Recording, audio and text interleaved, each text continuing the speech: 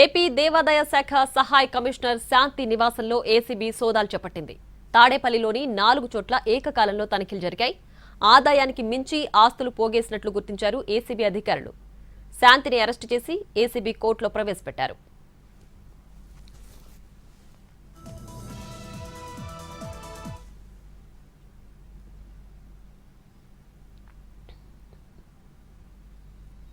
గుంటూరు జిల్లా తాడేపల్లి పరిసరాల్లో అధికారులు నిర్వహించిన సోదాల్లో శాంతి అక్రమాస్తులు బయటపడ్డాయి.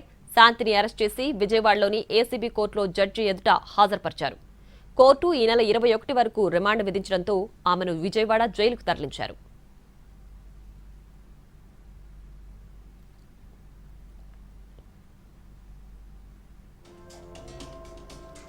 శాంతికి ఆదాయానికి మించి ఆస్తులు ఉన్నాయని వచ్చిన ఫిర్యాదుల మేరకు విజయవాడ ఏసీబీ రేంజ్ అధికారులు కేసు నమోదు చేశారు.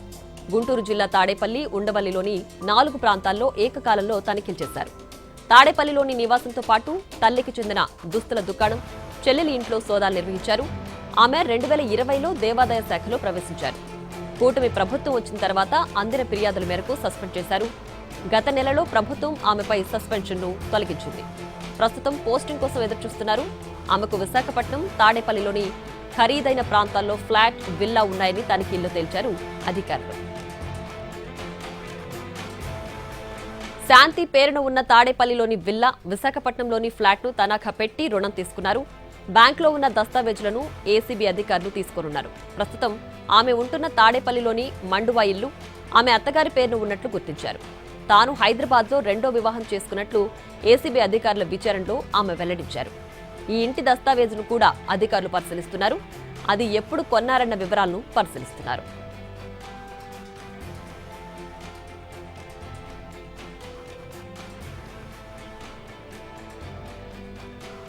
సోదాల్లో శాంతి పేరిట విజయవాడ 1 టౌన్లోని యూనియన్ బ్యాంకులో లాకర్ ఉన్నట్లు గుర్తించారు. కోర్టు అనుమతితో లాకర్ తెరవనున్నారు. అందులో ఏవైనా విలువైన వస్తువులు ఉన్నాయా అనేది తేలనుంది.